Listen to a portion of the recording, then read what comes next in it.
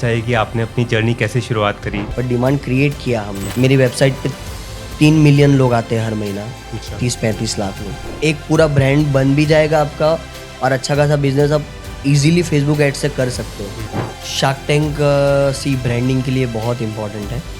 सबसे बड़ी मैंने जो गलती की थी, मेरा जो फेलियर हुआ वो मैं शेयर करना चाहता हूँ कि In today's episode, we have with us Adil Kadri, the founder of Adil Kadri, a luxury perfume brand. Started in 2019 as a small local store, Adil Kadri has grown into a global perfume brand. This fiscal year, Adil Kadri has already generated about 80 crores of revenue and is on track to close the year at 200 to 250 crore rupees. Hi, welcome to the brand new episode of Seller Success Stories by Unicommerce. I am Kapil Makhija, MD and CEO of Unicommerce. India is at the cusp of e-commerce growth, where e-commerce is powering only 0.2% of the GDP as of now. अगर आप India की e-commerce shipments देखेंगे तो last year में 4 से 4.5 billion shipments हुई, और यही नंबर अगर आप चाइना का देखेंगे तो 130 बिलियन प्लस शिपमेंट्स हुई हैं। इसका मतलब इंडिया में अभी ई-कॉमर्स का ग्रोथ का पोटेंशियल बहुत है। अभी तो जर्नी स्टार्ट ही हुई है। एट यूनिकॉमर्स हम लोग बहुत सारी ब्रांड से, थाउजेंड्स ऑफ ब्रांड्स और सेलर्स के साथ डेली बेसिस पे इंटरैक्ट करते हैं, और इस पॉडकास्ट सीरीज़ के माध्यम के थ्रू हम चाहते हैं कि उनकी स्टोरीज़ आप तक पहुँचें। जैसे वो हमें इंस्पायर करते हैं, वी होप कि आपको भी वो इंस्पिरेशन मिले और आपके बिजनेस को बढ़ाने में वो हेल्प करे। Today we have with us Adil, who is the founder of Adil Kadri. Adil Kadri started as a local brand in 2019 and has now grown to become a global perfume brand. And it's, as per the estimates, it's expected to clock about 250 crores of revenue in this fiscal year. Adil, welcome to the show. It's so great to have you here. हम लोग काफ़ी time से बात कर रहे हैं। हम I think एक इवेंट में कुछ सालों पहले मिले थे, और मेरा काफ़ी मन था कि आपसे बात करूं, आपकी जर्नी के बारे में जानूं, बिकॉज जितना मैंने पढ़ा है, सुना है, और मैंने खुद देखा है आपका शो पे और आपके पॉडकास्ट में, तो मुझे काफ़ी इच्छा थी कि आपको मिल पाऊँ, तो फाइनली मौका मिला है। First of all thank you for inviting me to the podcast. बहुत टाइम से मुझे ये हो रहा था कि हम मिले और अच्छे से बात करें ये वो, बट मौका नहीं बन रहा था, और आज अच्छे से मौका बन गया क्योंकि एक रिलेशन था अपना, ट्रांजेक्शनल तो था, टीम के साथ हम बात कर रहे थे, और एक अच्छा फीडबैक भी मुझे पर्सनली देना था बहुत सारी चीज़ों का कि कैसे प्रॉब्लम सॉल्व हुए हमारे सारे। तो ये अच्छा आज मौका बन गया, और कहीं ना कहीं प्राउड भी फील कर रहा हूँ मैं कि जिनके साथ काम कर रहा हूँ उनका IPO आ रहा है, एंड देन मुझे मार्केट में लोग पूछ लेते हैं कि ये नो दिस IPO बहुत अच्छा जा रहा है, देन तब हम प्राउड फील करते हैं कि यार हम इनके साथ काम कर रहे हैं, हमारा कंट्रीब्यूशन है। तो हाँ, बहुत टाइम से आपसे मिलना था और आज ये मौका बन गया। जो ऑडियंस है वो जानना चाहिए कि आपने अपनी जर्नी कैसे शुरुआत करी। आपको आदिल कादरी जो ब्रांड है, इसका आइडिया कैसे आया? परफ्यूम इंडस्ट्री में एंटर करने का आइडिया आपको कहाँ से आया? आदिल कादरी 2018 में मैंने स्टार्ट किया था, बट डिजिटल जर्नी मेरी जो थी, ये ऑनलाइन की, SEO की, डिजिटल मार्केटिंग, ये सारी 2014 में स्टार्ट हो गई थी, और 2014 से लेके 2018 तक बहुत कुछ एक्सपेरिमेंट किया, ड्रॉप शिपिंग किया, D2C किया, एजेंसी हमने रन की, मैंने और मेरे फादर ने मिलके बहुत सारी चीज़ें की, बट सारी चीज़ें फेल हो रही थी। तो देन सारा लर्निंग को एक जगह पे जमा करके बहुत सारा लर्निंग था कि ब्रांड बनाओ, ब्रांड बिल्डिंग करो, ये एक हैमरिंग हो रहा था बार बार। तो देन एक आइडिया आया एक रात को कि आदिल कादरी खुद के नाम पे ही ब्रांड बनाएंगे और एक्चुअल ब्रांड की तरह उसको ऑपरेट करेंगे। अभी तक ड्रॉप शिपिंग करते थे, बाहर से प्रोडक्ट लेते थे, ऐसा सब चल रहा था। देन इस तरह से आदिल कादरी स्टार्ट हुआ 2018 में। और परफ्यूम्स कैटेगरी का आइडिया कैसे आया? जब हमने लॉन्च किया तो परफ्यूम नहीं था, इस्लामिक क्लोथिंग्स वगैरह था, क्योंकि वो फैशन ब्रांड मैंने लॉन्च किया था, जहाँ पे मेरा आइडिया ये था कि I will represent the brand with my face and everything. But then कुछ मंथ में पता चला कि ये नीश है एकदम, और प्रीमियम है और सीजनल है, तो ग्रोथ इसमें होने के चांसेस नहीं थे, स्केलेबल बिजनेस नहीं लग रहा था इसको। तो हमारे पास ये चांस था कि या तो इसको बंद कर देंगे, और ये लास्ट था, फिर तो जॉब ही करना था, या फिर और इसमें एक्सपेरिमेंट करते हैं। बट वो माइंडसेट नहीं था हारने वाला, कि नहीं हारना तो नहीं है, अभी करते हैं इसमें एक्सपेरिमेंट, अलग अलग चीज़ें ट्राई करते हैं। फिर 2-3 चीज़ें और ट्राई की, लेकिन एक दिन बैठे हुए थे, याद आया कि मेरे फादर जो ऑलरेडी 30-35 ईयर्स से परफ्यूम में है, वो जॉब करते थे। अच्छा।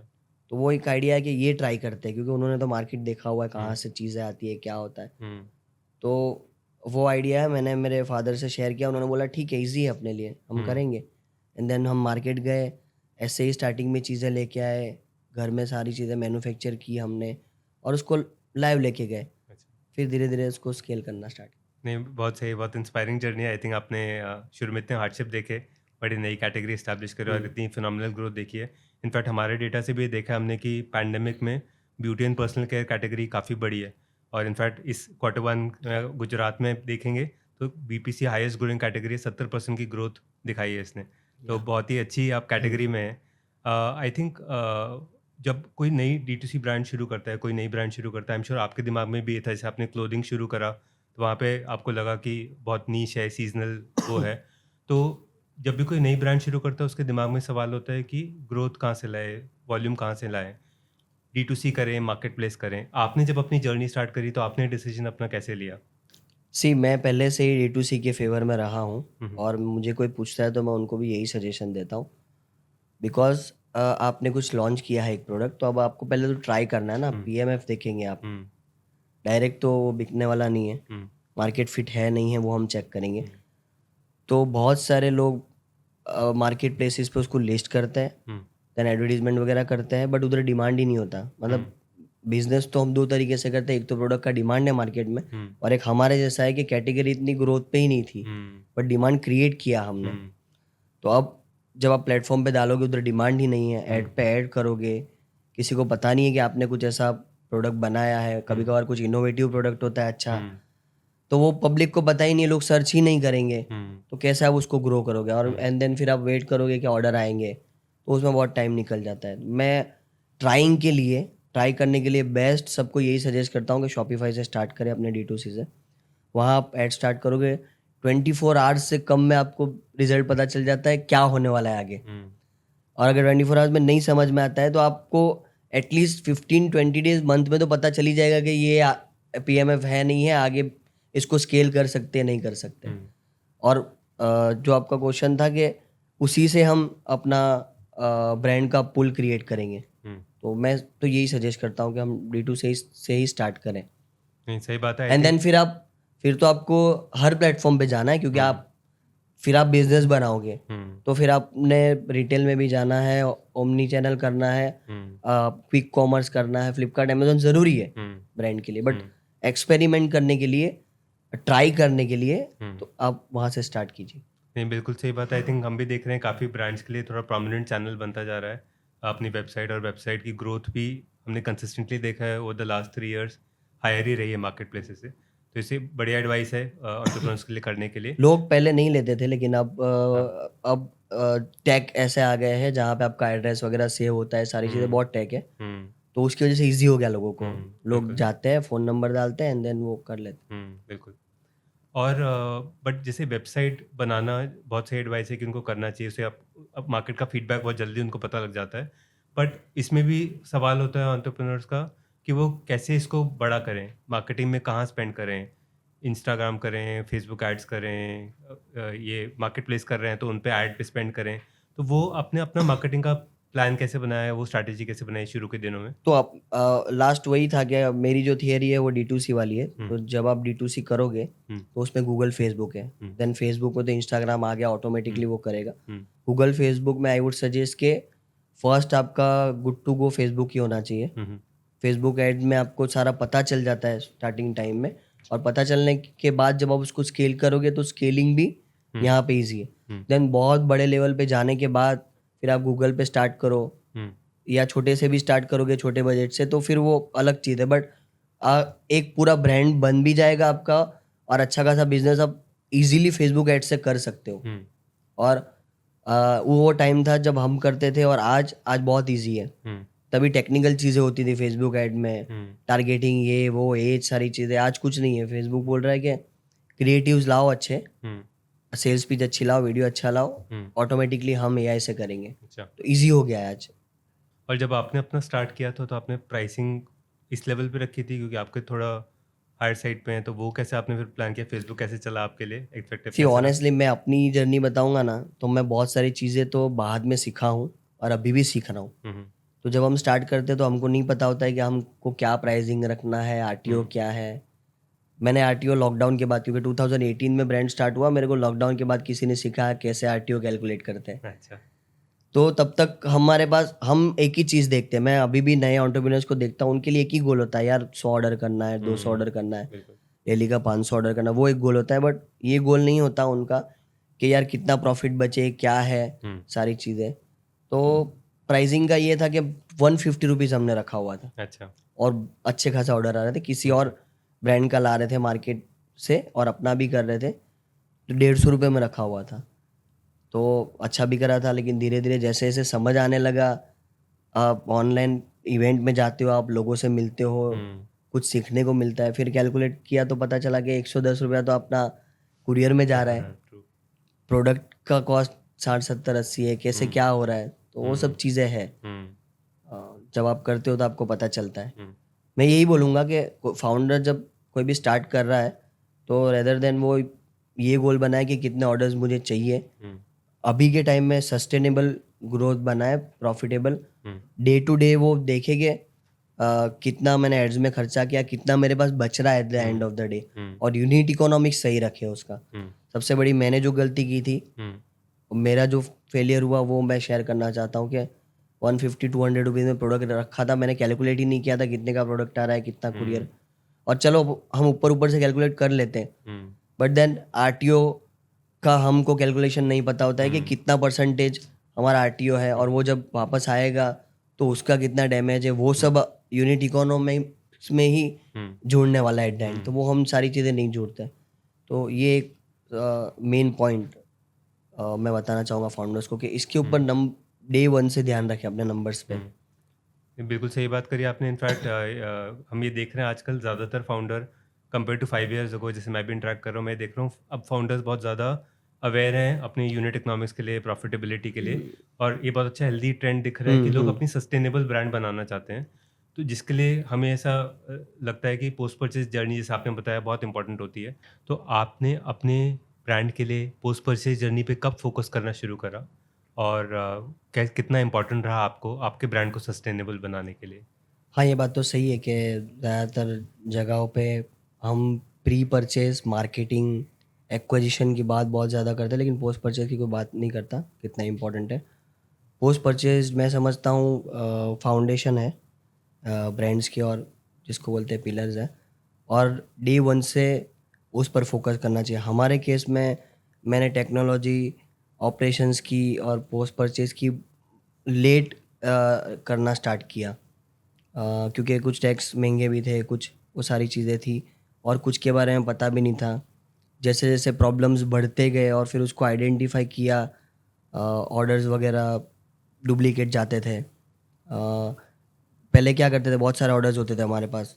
जब हमने प्रॉपर इन्वेंटरी का यूनिवेयर यूज़ करना स्टार्ट किया पोस्ट परचेज़ के लिए, उसके पहले हमारे पास 1000 1200 ऑर्डर्स होते थे, और हम लोग क्या करते थे, लेबल निकालते थे सारा, और जो भी वो वेयर हाउस मैनेजर वगैरह होते थे वो प्रोडक्ट निकालते और फिर उसको शिप करते थे। अब उसमें कैसा होता था कि हमारे परफ्यूम्स हैं, तो उस परफ्यूम्स में रोल ऑन वर्जन भी आता है, स्प्रे वर्जन भी आता है, डिओड्रेंट भी आ गया, सोप वोप हो गया।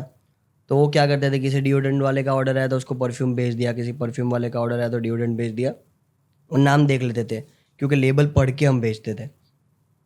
और यूनिट्स कभी कभार किसी ने 4 5 ऑर्डर कर दिया तो उसको एक भेज देते थे। तो फिर ये सारी चीज़ें हमको पता चली कि अब लेबर है, क्योंकि पैकिंग वाले ज़्यादातर लेबर ही होते हैं, अब उनको कहाँ वो पढ़ना आएगा, ये सारी चीज़ें समझ में आएगी। तो फिर ये सारे टैग हमने स्टार्ट किए, यूनिवेयर स्टार्ट किया। फाइनेंशियल इश्यूज होते थे हमको, क्योंकि जैसे मैंने पहले बताया कि हम पहले बहुत ध्यान नहीं देते फाइनेंस पे, लेकिन जब पता चलता है कि अब करना है, तो जब हमको फाइनेंस प्रॉपरली करना था तो ओपनिंग क्लोजिंग स्टॉक वगैरह नहीं मिलता था। वो इस टैक्स से हमने सॉल्व किया कि मंथली हमारे पास कितना स्टॉक पड़ा हुआ, इन्वेंटरी कितना है, वो वन शॉट आ जाता है 10 मिनट में। ये एक प्रॉब्लम था। मैंने ये बताया, लेबल वाला एक इश्यू था। सबसे बड़ा सॉल्यूशन, एक प्रॉब्लम था हमको, उसका सॉल्यूशन हुआ कि इन्वेंटरी बार बार चली जाती थी वेबसाइट से, मतलब ओपन इन्वेंटरी हम रखते थे तो एड्स चल रही है, बहुत सारे ऑर्डर्स आ जाते थे एंड देन फिर हम पैक करने जाते तो पता चला कि इन्वेंटरी नहीं है वेबसाइट पे। तो ठीक है, कर लेते थे, नुकसान भी होता था, बट अमेजोन फ्लिपकार्ट पे तो पेनल्टीज लगती थी, तो वो एक ये टैग किया।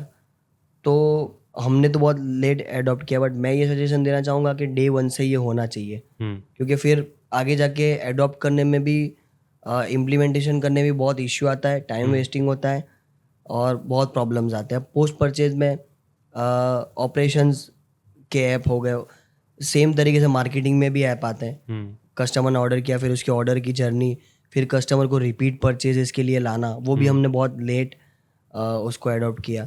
और ये भी डे वन से होना चाहिए, क्योंकि फनल तो आपका डे वन से बन रहा है, पब्लिक तो आपकी वेबसाइट पे आ रही है, अगर उसको आप कैप्चर नहीं कर रहे हो एप्लीकेशन के थ्रू और उसको आप अबेंडन के मैसेजेस नहीं भेज रहे हो, उसको रिपीट के मैसेजेस नहीं भेज रहे हो, तो आप मिस आउट कर रहे हो। बहुत बड़ा वो प्रॉफिट करने का हिस्सा है। तो ये सब चीज़ें मुझे अफसोस होता है, अगर मुझे वापस जाके अगर आज बिल्ड करना है तो मैं सारी चीज़ें पहले सही करूँगा, टैग और सारी चीज़ें, और देन मैं फिर मार्केटिंग वगैरह लॉन्च करूँगा।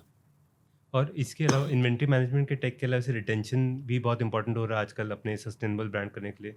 उसमें भी आपने टेक्नोलॉजी में बाद में इन्वेस्ट करा है, उसमें शुरू में करा कि कस्टमर को पोस्ट परचेज रिटेंशन की मैसेजिंग भेजना है, कम्युनिकेशन, लॉजिस्टिक साइड पे, वो सारा टेक आपने शुरू में किया था, वो बाद में किया? हाँ, बाद में ही होता है, क्योंकि जब फाउंडर स्टार्ट करता है तो उसके लिए सारी चीज़ें नई होती है और शुरू में बजट भी नहीं होता, उसको फिर बूटस्ट्रैप करना होता है, तो धीरे धीरे चीज़ें करते हैं। वो हमने भी वही किया।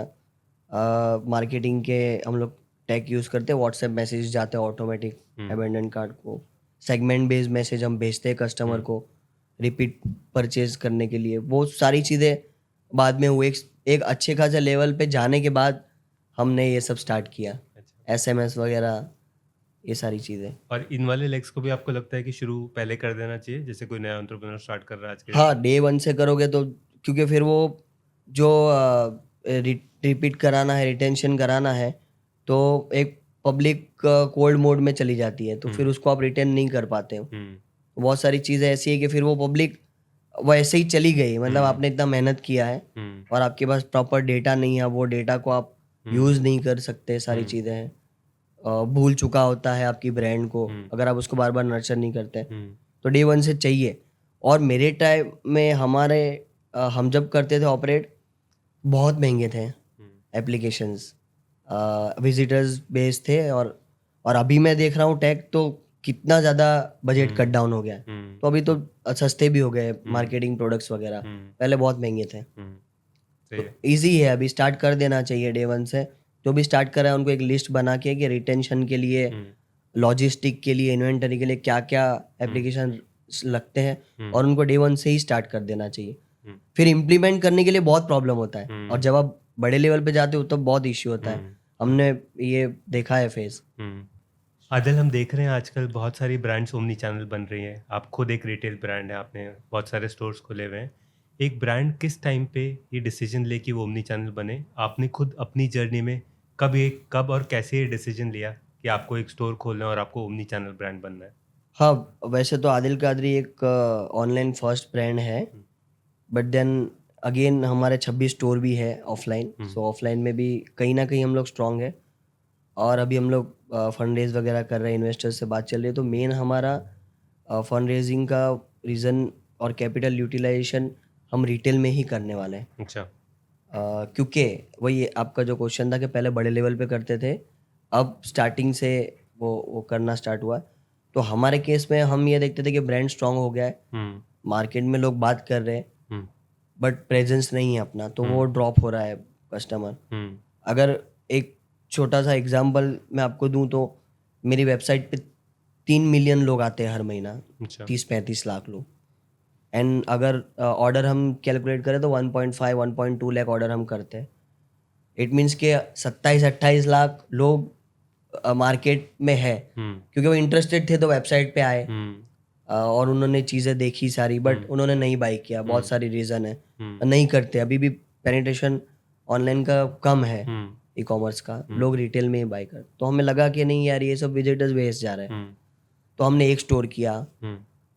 एक स्टोर में इतना खैर वो हुआ नहीं, बट फिर धीरे धीरे जैसे जैसे हमारे मार्केटिंग बजट बढ़े, ब्रांड अच्छा होने लगा, फिर 2 स्टोर किए, 3 किए, फिर वो तीनों दिन सक्सेस होने लगे। जो पहले फेल थे वो सक्सेस हुए। अभी हमको पता चला कि अब ये राइट टाइम है कि अभी इधर से स्टोर्स की जर्नी रिटेल की स्टार्ट करनी है, और सस्टेनेबल प्रॉफिटेबल बनाने के लिए सबसे बड़ा इसका कंट्रीब्यूशन है रिटेल का, हमारे लिए रहा है। क्योंकि बहुत मुश्किल होता है हम B2C से प्रॉफिट बनाएं, लेकिन जब हम रिटेल करते हैं तो वो रिटेन होता है ना कस्टमर। एक्चुअल जो आपने अवेयरनेस किया हुआ है top of the funnel Facebook पे, वो आपका स्टोर में रिटेन हो रहा है। अच्छा, अभी वी आर लॉन्चिंग 3 स्टोर्स हर महीना। अच्छा, We have a target of 100 stores in India right now, and then will increase. So बहुत अच्छा रिस्पॉन्स मिल रहा है। तो ये जो ब्रांड बनने का कॉन्सेप्ट है, एक तो कॉन्सेप्ट हुआ स्केल का कि आप जैसे एक स्केल सर्टेन स्केल पे हो 40-50 करोड़ या इसके बियॉन्ड, तो लगता है कि मार्केट में थोड़ा पुल है। एक एक प्रोडक्ट ब्रांड कब बनता है, उसके और क्या मेट्रिक होते हैं स्केल के अलावा? कुछ और मेट्रिक आपके दिमाग में है कि आपको लगता है कि हाँ अब ये ब्रांड बन गया है? वो तो अपना गट कॉल होता है, क्योंकि फिर बहुत सारी चीज़ें हैं इसमें। मेरे केस में ये था कि मेरे लिए फेस ब्रांड था। लोगों का आवाज़ होता है, किसी का लोगो होता है, किसी का प्रोडक्ट, किसी की आइडिया, किसी की स्टोरी, मेरे लिए फेस था। तो मैं मार्केट जाता था, मेरे को लोग पहचानते थे। अच्छा।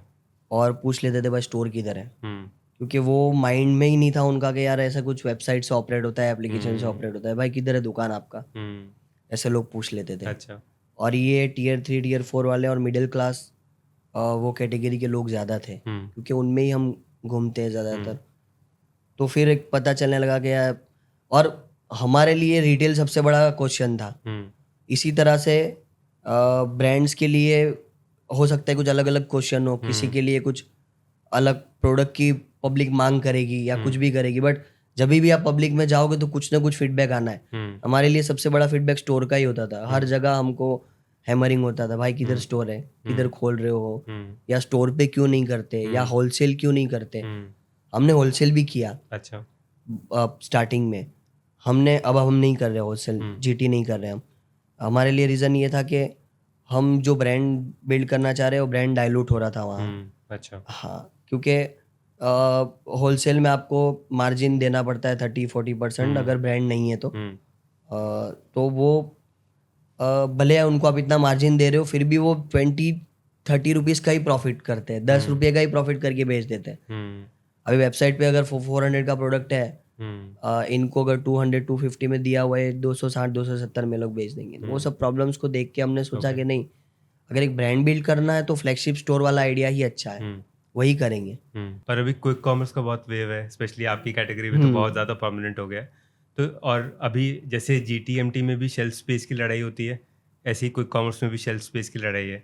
वो उसकी कोई ट्रिक्स नुआंसेस जैसे आपने कैसे किया है? वो ज़्यादा पुल का ही होता है, जिसका ब्रांड का पुल होता है वही कर पाता है, ये जो भी नया ब्रांड आ रहा है वो कैसे कर पाए? बिकॉज हमारे पास भी बहुत डिमांड आ रही है आजकल लोगों की कि कुछ इंट्रोडक्शन हो जाए, उनको लिस्टिंग हो पाए वहाँ पे। हाँ, जहाँ तक मैंने इनकी स्ट्रेटेजी देखी, क्योंकि हम भी है अवेलेबल क्विक कॉमर्स पे, जेप्टो, ब्लिंकिट पे, तो बहुत ट्राई किया हमने कि लिस्टिंग करें। जैसे कि और भी मेरे कलीग्स को देखता हूँ, मेरे शार्क टैंक वाले ग्रुप बने हुए होते हैं, ब्रांड्स के ग्रुप होते हैं, तो उसमें पूरा दिन यही क्वेश्चन आता है, भाई क्विक कॉमर्स ज्वाइन करवा दो, ज्वाइन करवा दो। तो ये स्ट्रेटजी मैंने इनकी देखी है कि वो पुल पे ही चलता है। एट द मोमेंट आपके कीवर्ड्स सर्च होने लगते हैं उनके प्लेटफॉर्म पे ज़्यादा, तो वो आपको रीच आउट करते हैं। आप चाहे कितना भी सर पटक लो दीवार में, अच्छा, तो नहीं होता, कितने भी कॉन्टेक्ट्स निकाल लो। अच्छा। हाँ, हम पूछते हैं लोगों से, भाई आपका क्विक कॉमर्स पे है, कॉन्टेक्ट करा दो ना, तो कॉन्टेक्ट भी करते हैं, मेल पे मना कर देते हैं, आप फॉर्म्स फिलअप करते हो, रिप्लाई नहीं आता। तो एक स्ट्रेटेजी ये मैंने देखी है कि वो पुल वाले ये, क्योंकि उनके पास उनको स्पेस यूटिलाइज, वो स्पेस यूटिलाइज कर रहे हैं ना। अब जबकि दूसरे मार्केट प्लेस तो अपने घर से ही ऑपरेट करते हैं, इनको तो स्पेस भी जा रहा है। तो ये ऐसा कोई ब्रांड नहीं लेना चाहते कि जो बिकेगा ही नहीं और वो स्पेस उनका चला जाएगा। तो ये अभी ढूंढ के ले रहे हैं। अच्छा भी है इसमें कि फिर कंपटीशन कम रहता है। अभी परफ्यूम की बात करोगे तो 3-4 ही परफ्यूम वाले इसमें मिलेंगे आपको, क्योंकि ओपन एक्सेस नहीं है। बट हाँ, जहाँ तक मैं सुन रहा हूँ इन लोगों से, ये लोग अभी अमेजोन फ्लिपकार्ट जैसा स्टार्ट करने वाले हैं, अच्छा। FBA type. अच्छा। तो फिर वही मारामारी होने वाली है। सही। बट हाँ, ये फ्यूचर है। हम्म। और बट एक ट्रेंड हम ये भी देख रहे हैं कि अमेजोन फ्लिपकार्ट का सेल कट होके हम्म। आपका इसमें जा रहा है। अच्छा। पब्लिक वही वहाँ से देखती है कि ये प्रोडक्ट है, हम्म। तो ट्राई कर लेती है कि अगर 10 मिनट में आ रहा है तो चेक कर लेते हैं। हम्म। अगर फिर वो 10 मिनट में नहीं है तो अमेजोन फ्लिपकार्ट से ऑर्डर कर लेते हैं। अगर 10 मिनट में मिल रहा है वो प्रोडक्ट हम्म। तो कर ली। अच्छा। बाकी सेल्फ वाली जो आपने बोला उसकी भी मारा मारी है, सारे इन्वेंटरीज वगैरह नहीं लेते, हम्म। पीछे पड़ जाते हैं हम उनके। फिर भी वो, क्योंकि वो स्पेस उनको देखना है। बिल्कुल। हम बोलेंगे कि सारी चीज़ें चल रही है, बट क्योंकि स्पेस का उनका खर्चा है सारी चीज़ें, तो एंट्री क्विक कॉमर्स में लेना वो सबसे बड़ा वो है काम। और वो हो गया तो फिर बिजनेस तो हम देख रहे 2-3 महीने ही हुए, अच्छे खासे बिजनेसेस हो अच्छा। रहे हैं। तो आई थिंक जो मैंने सवाल पूछा था कि कैसे पता लगे ब्रांड बन गया, क्विक कॉमर्स आपको कॉल आ गया, मतलब आपका ब्रांड हाँ, बन गया। यही होता है, बहुत सारी चीज़ें होती है, हम्म। बहुत जगहों से होते हैं, पॉडकास्ट शुरू हो जाते हैं। तो बहुत बहुत सारी चीज़ें होती है। इन्वेस्टर्स आपको फ़ोन करने लगते हैं, तो ये पता ही चलता है आपको कि एक हो गया है, ब्रांड बन गया है। आपकी जर्नी जैसे अभी तक मैंने समझी है, बहुत इंस्पायरिंग रही आदिल, जहाँ पे आपने शुरुआत करी एक स्टोर से और इतने स्टोर्स हो रहे हैं और अब खोल रहे हैं, प्लस अब आप अपनी ब्रांड को ग्लोबली भी ले गए हैं। ये भी एक बहुत बड़ा सवाल होता है। अब ये भी एक हेल्दी ट्रेंड में देख रहा हूँ कि कुछ ब्रांड्स ग्लोबल फर्स्ट भी हो रहे हैं, कि इंडिया के प्रोडक्ट्स अब ग्लोबली एक्सेप्ट हुए जा रहे हैं। ये वाला डिबेट एक एंटरप्रेन्योर कैसे सेटल करे कि वो प्रोडक्ट पहले इंडिया में एक बेस बनाए, किस बेस पे सोचे इंटरनेशनल जाने की, और आपने अपनी जर्नी में कब सोचा था ग्लोबल जाना? यार देखो, हम सक्सेस स्टोरीज पढ़ रहे हैं। वादम टी का सबसे बड़ा सक्सेस स्टोरी Right. सुना होगा आपने, कि पूरा US का ब्रांड है, इंडिया में बैठ के US में ब्रांड बना है। ऐसे बहुत सारी सक्सेस स्टोरीज हम सुन रहे हैं। फेलियर स्टोरीज हमने नहीं सुनी है। बहुत फेलियर स्टोरीज है, क्योंकि एड बहुत महंगे हैं US के, और वहाँ बिडिंग विडिंग महंगा है। स्पेशली जब आप कुछ छोटा कैपिटल घर का लेकर आते हो या बूटस्ट्रैप करना चाहते हो, तो आपके लिए बहुत मुश्किल होता है। उस केस में इंडिया अपना बहुत सस्ते में ऑर्डर्स ला के देता है, फेसबुक एड्स वगैरह, और बहुत ईजी है। तो फिर इसमें वापस प्रोडक्ट की भी डिबेट होती है कि क्या ऐसा कुछ प्रोडक्ट आपने बनाया है कि जो इंडिया के लिए नहीं है बट बाहर के लिए है, तो वो पूरा एक अलग डिस्कशन है। बट ऐसा प्रोडक्ट है कि इंडिया में ही आपका अच्छा खासा 2-5 हज़ार करोड़ का ब्रांड बन जाए या 500 करोड़ का ब्रांड बन जाए, ऐसा आपको लगता है, तो फोकस इंडिया में करना चाहिए। इवन हम फुल फोकस करते हैं इंडिया में ही। दुबई में हमारा स्टोर है, बट वो अपॉर्चुनिटी मिल रही थी, कोई रिलेटिव का स्टोर था और इन्वेस्ट करने के लिए वो रेडी थे और सारी चीज़ें थी, तो किया। वरना हम पुश नहीं कर रहे कि हम अलग अलग जगह पे खोलेंगे, US में खोलेंगे। अभी इंडिया में बहुत देरी है, बहुत स्कोप है, करना बाकी है। अभी हम लोग इतने लेवल पे अमेजोन पे कुछ ना कुछ भेज रहे हैं FBA से, और अभी पता चल रहा है, वही जो ब्रांड वाली अपने डिबेट थी, अभी पता चल रहा है कि ऑर्गेनिक बिक रहा है प्रोडक्ट विदाउट कुछ किए। तो अभी इस महीने 2 महीने से हमने भेजना स्टार्ट किया है, और वो देख रहे हैं स्टेबल थोड़ा होने के बाद। तो ये चीज़ है, हर जगह वही होता है कि एक फाउंडर होता है, हर जगह भागेगा, फिर वो पीस नहीं रहता, मेंटल पीस नहीं रहता। और कभी कभार क्या है ना, कीमत है हर चीज़ की। हमारे पास एंड जैसे बोलते हैं कि एडवांटेज कुछ मिले हमको, हर किसी के पास एडवांटेज नहीं होते। हमको सप्लायर के एडवांटेज बहुत मिले थे, सप्लायर ने बहुत क्रेडिट दिया। तो अगर हमने जाने अनजाने में कुछ बर्निंग भी कर दिया, तो वो सप्लायर का क्रेडिट था, जिसकी वजह से हम वो हो गए। बट हर फाउंडर के पास वो एडवांटेज नहीं होता, कुछ ना कुछ एडवांटेजेस होते हैं। बट अगर आपके पास एडवांटेज नहीं है, सप्लायर को भी टाइम पे पैसा देना है, फेसबुक को भी देना है, at the same time shipping companies को भी देना है। तो अगर कहीं भी आपका लॉस हो रहा है या कहीं भी बर्निंग हो रहा है, तो आप कहाँ से कवर करोगे? एंड देन अभी जो फंडिंग विंटर चला था, यू नो बेटर, पुराने लोग हैं आप, तो अभी वो नहीं हो रहा है। फंडिंग तो कहाँ दे रहे हैं VCs और एंजल्स, वो भी मुश्किल हो रहा है। तो अभी फाउंडर के लिए बहुत सोच समझ के स्टेप्स ले। पहले होता था कि अंधाधुन हम बना देते थे ब्रांड, एंड देन फंडिंग भी मिल जाता था बर्निंग कवर करने के लिए, ये वो। अभी नहीं हो रहा है, अभी इजीली फंडिंग नहीं मिल रहा है। ठीक है, फेयर पॉइंट। और आपकी जर्नी का एक पिवटल पॉइंट रहा है शार्क टैंक का appearance. I think I am sure ये टॉपिक आपके हर ऑलमोस्ट हर महीने हर हफ्ते आता होगा। तो आपकी लाइफ में आपके बिजनेस में क्या चेंज आया शार्क टैंक में, आपकी अपनी स्ट्रैटेजी में, अपनी थिंकिंग में? अगर आप वैसे वॉक थ्रू दे सकते हैं तो बाकी ब्रांड्स के लिए भी कितना इंपॉर्टेंट रहता है ये? शार्क टैंक सी ब्रांडिंग के लिए बहुत इंपॉर्टेंट है। ऑलरेडी पहले तो मुझे लोग पहचानते थे, तो मेरे लिए फ़ायदा ये था कि लोग पहचानते थे। एंड जब मैंने बोला कि मैं शार्क टैंक पे जा रहा हूँ, मैंने वीडियो अपलोड किया, तो वो वीडियो भी वायरल हुआ। और मतलब पब्लिक बहुत एक्साइटेड थी मुझे देखने के लिए, क्योंकि मैं ऑलरेडी पब्लिक फिगर में था, लोग पहचानते थे। तो फिर शार्क टैंक में गया, और शार्क टैंक का सरप्राइजिंगली मेरा बहुत वायरल था एपिसोड, सबसे ज़्यादा। सरप्राइजिंग तो नहीं था, वीडियो तो एपिसोड तो काफ़ी अच्छा था। हाँ, एपिसोड वायरल था। तो 2 रीज़न से ये हो गया कि जो पहले से मुझे देखते आ रहे हैं, क्योंकि मैं कंटेंट ऑलरेडी बनाता था, मेरी फेस ऑलरेडी मार्केट में था, तो उन्होंने बहुत ज़्यादा सपोर्ट किया। उनको एक एक्साइटमेंट थी, उनको एक खुशी थी कि हम जिसको देख रहे हैं ज़ीरो से, वो शार्क टैंक पे बंदा आ गया। और शार्क टैंक की जो रीच थी, उसने मुझे ब्रांड बनाने में हेल्प किया।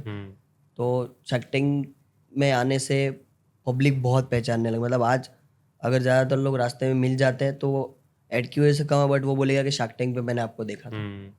तो शार्क टैंक में अगर मौका मिलता है, कोई भी छोटा मोटा भी ब्रांड आप चालू कर रहे हो, कुछ भी है, शार्क टैंक पे फॉर्म भरना है और जाना है। फंडिंग मिल रहा है नहीं मिल रहा है वो अलग चीज़ है, पर शार्क टैंक पे आपको जाना है। अगर आपका एपिसोड हो जाता है एयर, तो जो फेसबुक में लाखों करोड़ों का खर्चा हमने किया था, उससे ज़्यादा हमको इसमें ब्रांडिंग मिल गया।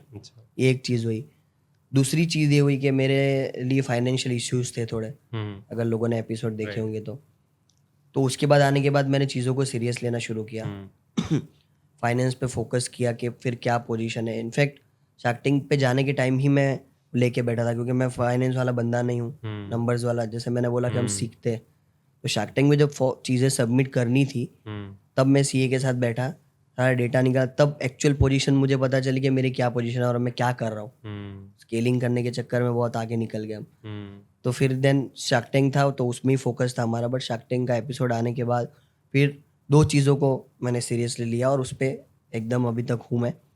एक तो ये फिर प्रॉपर MIS नंबर्स देखना और प्रॉपरली उसको स्केल करना। शार्क टैंक के बाद हमने स्केल नहीं किया है। हम चाह रहे हैं कि स्टेबल रहे, रेवेन्यू भी बढ़े, और सारी चीज़ें हो, और प्रॉफिटेबल ग्रोथ हम करें। जो लॉसेस है उसको हम कवर करें, सारी चीज़। तो उस पर मैंने फोकस करना स्टार्ट किया, और ऑर्गेनिक मार्केटिंग मैंने स्टार्ट किया। अच्छा। शार्क टैंक एपिसोड आने के बाद पता चला कि कुछ भी वीडियो डाल रहा हूँ तो जो पहले जो व्यूअरशिप होती थी उससे 2-3x हो गई।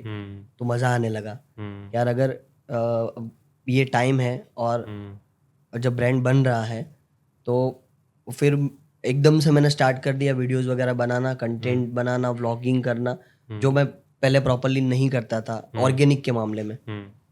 और क्योंकि फाइनेंस का ही एक पार्ट है कि अगर प्रॉफिटेबल होना है तो ऑर्गेनिक मार्केटिंग हम करेंगे तो वो चीज़ें होगी। तो इसलिए मैंने फिर ऑर्गेनिक पे फुल फोकस किया। जब मैं शार्क टैंक का शूट करके आया था, या शार्क टैंक आया था आई थिंक, तब मेरे 1,60,000 फॉलोअर थे। आज अराउंड 4,30,000 फॉलोअर है। बहुत तेज़ी से बढ़े, क्योंकि 6-7 महीने ही हुए।